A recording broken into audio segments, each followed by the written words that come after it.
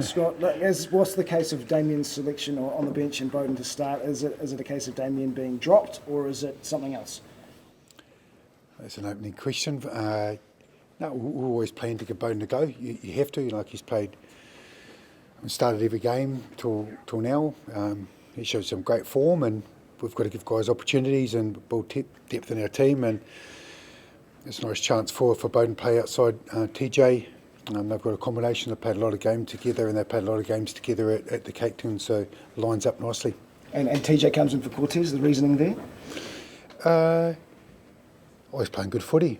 You know, they can mix and match. When he started, he's been great. When he's come off the bench, he's played well as well, and you got a great 9-10 combo.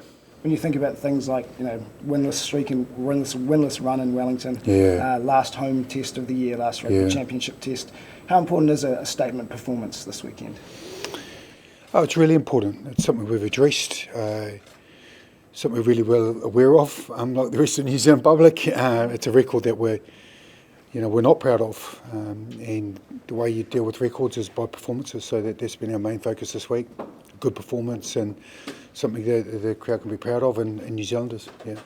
Scott, how much does the struggles with the bench, the finishing final quarters and all that become almost a self-fulfilling prophecy? In other words, kind of the guys feel the pressure and maybe you're a bit anxious. I mean, you're obviously looking hard at it, but not finding the answers.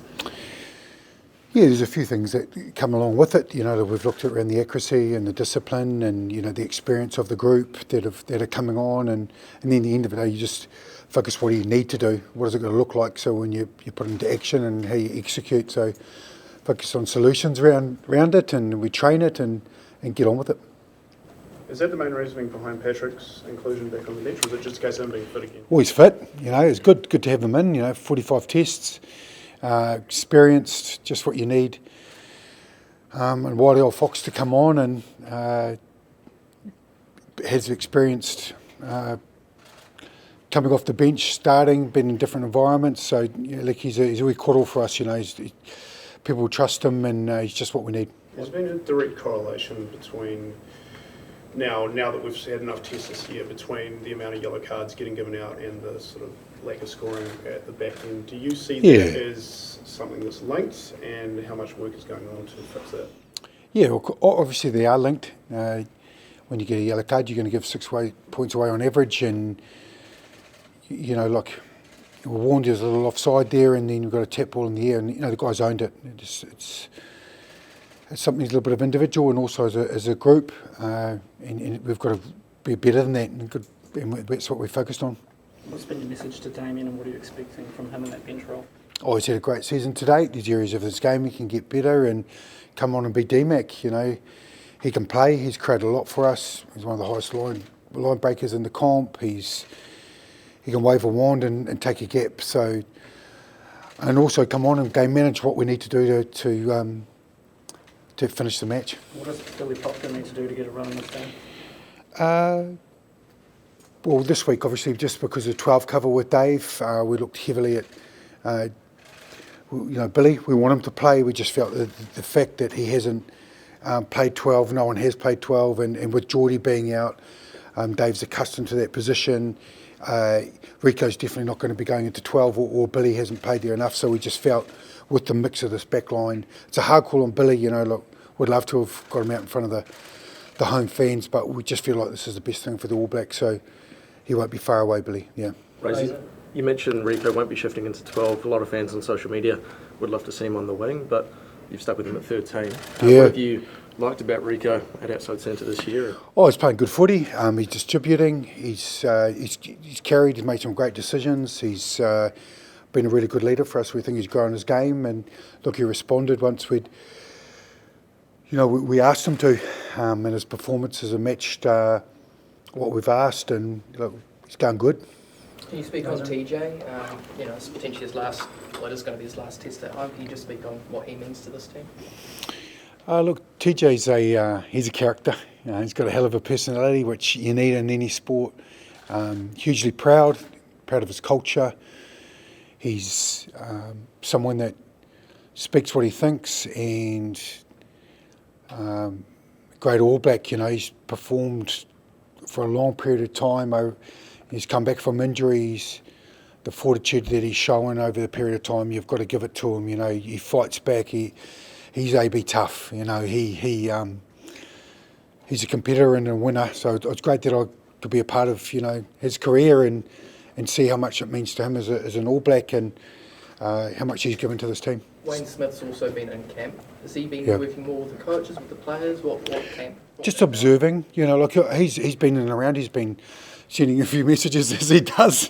He loves a review on Sunday morning. And that's great, just little observations. He's been there, he's done it. As he mentioned the other night, he's had the job a couple of times, he knows the enormity of the job and just a little bit of guidance and advice, and he's just observed and does what we've done well and made some suggestions as well. Razor, I know it's early in the World Cup cycle, yeah. So it's not really about results and just getting to that goal, but as a serial winner at the Crusaders, the All Blacks have coughed up the Rugby Championship pretty early. Like, that's a trophy you won the last 4 times. Does that hurt, or you're just focused on the main game? I think part of the All Blacks is winning. You're winning and develop. You don't develop and win. And which I've said before, of course, it hurts you that you haven't continued that part of the legacy on. Like we've all owned that we can be better in different areas, but we've also focused on what we're doing really well. We made a lot of line breaks. Most of any team, we've focused on areas that we can get better to finish teams. We had opportunities to win every game, and we haven't. So there's some key parts of growing some players that have come through. We've got a lot of fresh faces. I think it's 7 or 8 debutants and a lot of guys that are coming on into the game at key times and how we can be better. So there's a bit of a story to the whole point of it, but we'd love to have had the Rugby Championship and the Bearslow. Scott, just final one for me on a different tack. As All Blacks coach, would you like to play a test on Anzac Day, or are you happy to keep that for later, test for later in Super Rugby? In the middle of Super Rugby? Yeah. I think talk to Super Rugby first and see what they think about taking the All Blacks out of that, and then we'll talk.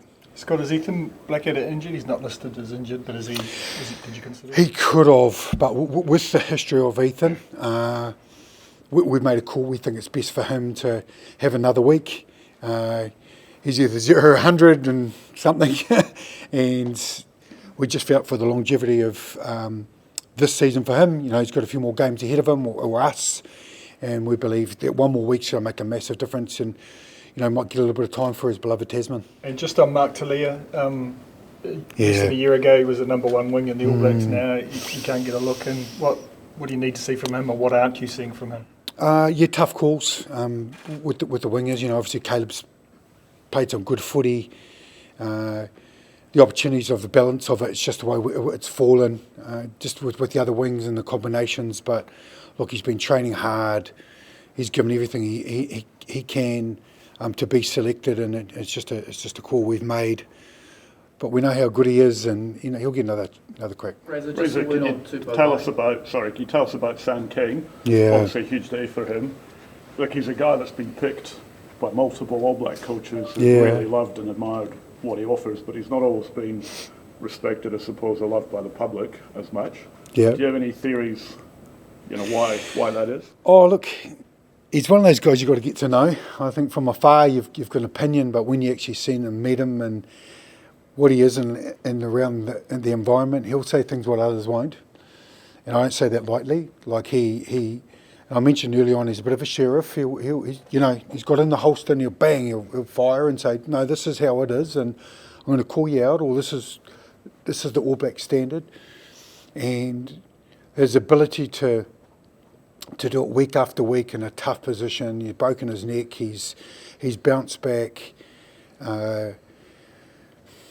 He's consistent on the field, but I think that under the leadership part for me is something I really respect. He's been great for us in our environment, and he's performed, more importantly.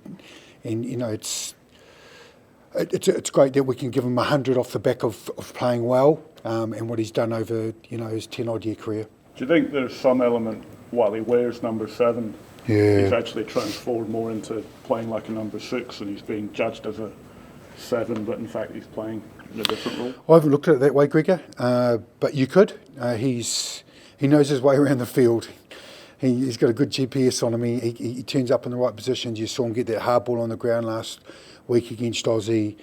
He anticipates the game really well, but he reads it, and that's what we need around that leadership. That's a big thing I've learnt this year for us. That our leaders in every role that they play, and he's been great for us. How delighted are you that Leicester's going to be coming back to New Zealand, and how much of an influence did you have in that? Did you speak to him about kind of come back to New Zealand? Yep, I had conversations with Leicester along the whole way. He's obviously going to come back and have a family back in New Zealand. That contributed to the decision. He's enjoyed his time on the French Riviera, and he's wants to come back and wear the black jersey. I'm pleased. It's good to get one come back that other way. My job is to create competition and depth in all positions, and for the All Blacks to pick the best team. And when Leicester's on his day, and he can play. Fraser, can I ask about Tupou Vaa'i? Yeah. This will be his 7th Test start in a row. Yep. He also was off the bench the first 2, so he has no break. How do you balance his exceptional form with also making sure that you don't overdo it with him? He is a pro. He is as good as a pro as anyone. First in the pool in the cold plunge in the morning. He's does his homework. He's smart. He's diligent, and he bounces back on a Tuesday and trains really well. So his recovery is right up there. And we just want to keep him rolling. I think it's the biggest thing. He's found a spot. It was a little one of those forced selection because of Patrick, and then he's owned it, and then he starts selecting himself. Really, he's been that good. Scott, you mentioned before about the line breaks, and if a few more passes stick in Sydney, you probably could have blown out the Wallabies. They didn't. It's been a wee bit of a common theme. How far off do you think those are from sticking and from clicking? Look, there's two things talking about it, and there's been so many small margins and gains and calls from adjudication and, different moments and games that change momentum, and we've got to be better staying at the game. We've got to put their ball on their chest. We've got to have the courage to throw it, but execute it. So we've been, first thing is acknowledge it. That's the first thing about learning, and then in doing it over and over, and trust your skill. Give it at the right time, and that's how you turn it. You turn the tide on it. Do you feel like you are close to clicking? Yeah, look, we could have won every Test match. We could have had all along the way. Yeah, we do. You look back, and one thing we have learned of this Test series, and I don't want to get sentimental. It's only early in the piece, but every moment in every Test match has just had little parts of it. We've done something different there, a little call or adjudication call gone the other way could have been different, but we still got to own it, and the conversations have been way deeper probably if we hadn't, but now focus goes to the test in front of us. What areas would Mackenzie have to do to improve and to get a starting place in the Northern? Who's that, sorry? Damien Mackenzie. We just started the last 8. Well, yeah. Sorry, what else does he have to do? Yeah, what areas would have to improve on to be sure starting? I think continue his current form. Obviously, he's kicking off the tee really, really well. He kicked for touch incredibly well. He's been more consistent with his kicking. He's gone the team round, and like I said, he's created a lot of opportunities. Now we just got to finish it, and he's a part of it. What do you want to see from Bowden on the weekend? I want to see Bowden Barrett, 131 tests at his best. He's a great conductor. He'll get you around the field. Obviously that boots, been impeccable his own career and just go and own his opportunity, put a bit of heat on us to make sure that we've got 2 world-class teams. Razor, the Wallabies have dropped down to 10th on the world rankings, but what do you expect from them this weekend? Ferocious start. It's pretty clear that that's one area they can get better at, and probably more of the same. More plays that we've obviously got done on that first play, which we game 1 there, that little special. So we're going to make sure we stay on. Give them less of those freebies, but expect a real passionate Wallaby side. they probably can sniff it, and yeah, they'll be dangerous. Whereas you talk about the Lucy's, competition, we've got Jacobson and obviously Papali'i. How tight is that to call for the bench? It's always tight. Luke's been really, really good. You make a call, and sometimes you back it, and them guys take that opportunity, and there's small margins in those calls, and obviously we want to keep a consistency as much as we could. So especially around that 4-pack, they played together in the last 2-3 weeks. That's one area, the consistency of his selections, and Luke came on and made a great impact. So that's what we've gone for before, but there's not much in it. TJ, grateful for a chance to farewell Wellington? Yeah, definitely am. It's pretty cool that the last test in New Zealand this year is at home. Obviously, I'm going overseas at the end of the year, so the opportunity to represent the country's not there again after this year, so to have the last one and to be playing in the last one at home would be cool.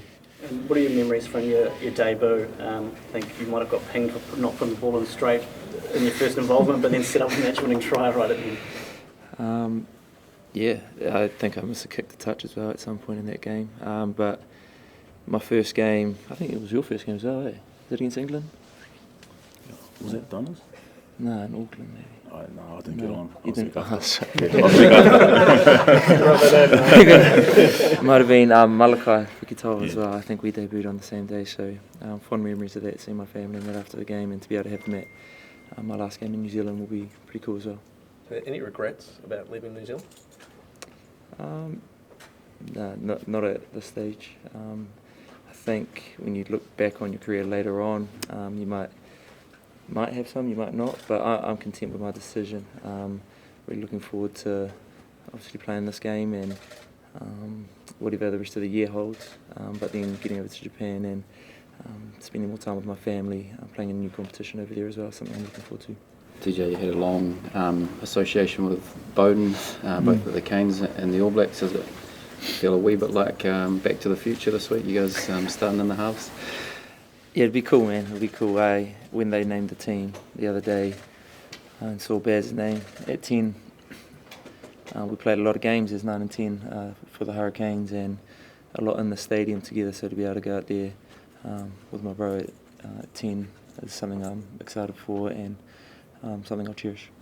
How much does it mean to be playing here in Wellington? It means a lot, bro. Like, home is always going to be home. Every opportunity we get to put on a black jersey we're grateful for, but to be able to do it at home in front of your friends and family and the fans that I played for my whole career is pretty special. TG, you care a lot about this team. Seeing what Cortez did last week, does it give you some nice reassurance that the torch is in good hands at halfback? Yeah, Tez played really well last week. I think Tez has played well all year. We've got some very good young nines coming through New Zealand rugby. Cam Roygaard is close to being back playing as well, and we all know what he's done in this jersey and in the Hurricanes jersey in the past. So to be able to get him back to full fitness and hopefully playing at the same level, if not better, is something that we all want.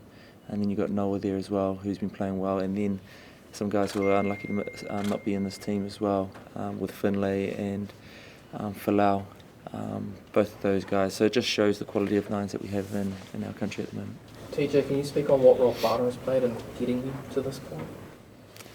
A massive role, bro. Like, Whānau is, I think for maybe all of us, I can't speak for everyone, but it's the most important thing in our lives, and regardless of if you play rugby, if you're juno, whatever you're doing in life, we look back to our whānau to help us through good times and to help us through bad times and to celebrate good times. So my family has been a massive, I guess, rock for me and a consistent for me throughout my career. Looking back to the 22-year-old self when you made your debut, what would you say to him now?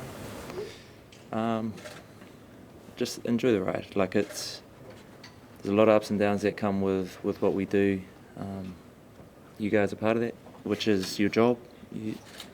But the way we play is part of that too. And I would just say to enjoy it for what it is, because, man, it goes quickly. Do you mean the media were part of the ups or the downs? Both, I think. But there's no bad blood in that at all. Like, you have a job to do. Your job is to help promote and sell our game, and I understand that a narrative, if it's a negative narrative, can create some form of conflict or conversation about the game, and good and bad conversation on the game actually grows the game. So I get it. I don't always agree with it, but I get it. Just to dig into one of those negative narratives, what's going on with the Wellington hoodoo? We need to sort that out. That's our job, is to play better here. We haven't been successful here in the last wee while. So for us, we understand that a field or a region doesn't determine whether you win or lose. It's our circle, and we have to own our performance this weekend, and we're looking forward to doing that. Patrick, welcome. Hey guys. How good is it to be back, and how frustrating was it to go down when you were playing some pretty good footy? Yeah, awesome to be back. Very frustrating, sort of getting the injury, and then just with the rehab and time frame it took to sort of get right. I've never really had calf issues before, and I don't really have calves, so to have a calf issue is probably frustrating, the most frustrating. But probably more so just watching the team go to South Africa, and then obviously the RG games as well. It's hard being on the sideline or being at home, where you feel you can have a bit of input, or where I felt that I could have sort of given something to the team, but that's all part of it, and happy to be back and ready to go. These finishing woes, no points in the final quarter of the last 5 tests. It's been a consistent issue. What you're part of that bench group this week. What's needed? What can you do? What can that group do to kind of turn this narrative, I guess, around? Yeah, I suppose the last quarter of games we haven't gone that well, but part of that is probably just being able to focus in the last 20. You got guys who are probably playing some real good rugby and going full tit for 60 minutes, getting into that last 20 bit fatigue. But saying that, rugby's an 80-minute game, and you got to be able to perform there, and that's probably where our area, our weakness is at the moment. But we acknowledge it, and we know that as a bench crew, we've got a job to do when we come on. So we're not just watching the game as it's going. We're actually deep into it and seeing where we can have good input or see where we can add value. TJ, do you want to go on that interview tour? Just you said your last game will be in New Zealand. Just want to clarify what you meant there. No, I said the last game in New Zealand, which it is. Well, for this team, I don't know if I'll be able to get a game for the Lions or not. I'd love to go on the India tour. Playing for the All Blacks is the pinnacle of our sport, so every opportunity I get to represent this team is something that I'd love to take. And what's it been like coming back post the Achilles injury? The goal was to get back into the All Blacks. What's it been like getting here? It's been awesome. I spoke about hindsight before, and I don't think I'm probably going to refer to it again here, where I'll reflect back on it after the season and be able to, I guess, feel it a little bit more. Right now, I've just got a job to do. My job is to go out there and win a rugby game and impact winning in this environment. TJ, I know it's a big day for you. It's also a really big day for Sam Keane on Saturday, with his 100th cap. Yeah. Can you just give us your thoughts? You've played with him as a captain, you've played with him not as a captain. Just give us your thoughts on what Sam has meant to you. Sam's a great man. I played schools with him, 20s, and played against him a lot through Super Rugby and that, and then with him in this team a lot too. His influence on this team won't be forgotten. He's been an amazing captain for this team, an amazing player. He's someone that you can rely on, and you know that he's going to show up for you week in, week out. Sam has been, he's been someone that we can always rely on in this environment, and that says a lot about him as a man and as a player, that we can always count on him. Bro. Paddy, can I ask about Tupo Vai and his performances? What have you made of him? Yeah, outstanding, I think. So he's come into his own this year, and he's certainly helping leading the forward pack with his work in terms of the line out and just around the park. Just been really impressed with how he's gone about his work. I know sort of got to play with him in his first year when he made his debut, and sort of seen his rise till now. So definitely a bright future ahead of him, and I feel quite proud. Can I ask you both the same question I asked Razor? That is, you know, you guys have lost the Rugby Championship. It's a title you had the last 4 years. Obviously, the main game's the World Cup's a long way away. Does it matter that you've lost this title? Does it hurt, or are you just focused on, you know, long game? Where does that fit? Yes, it matters, and yes, it hurts. Like, we have an expectation to win every game, and that's our expectation in this environment. Every game we go out there and we want to win. We train hard enough to win, and we believe that we are good enough to win. And to lose the Rugby Championship and to lose any game for us isn't good enough. TJ, going back to the Northern Tour, what would it mean to you to play again at Twickenham after the journey you've had with Achilles tendon? Obviously, to finish this, to close the circle there. I haven't really thought too much about that. To be fair, that'd be pretty special. The place that I got injured that kept me out for such a long time, to be able to play another Test match there and, like you say, go full circle, that'd be a pretty special moment.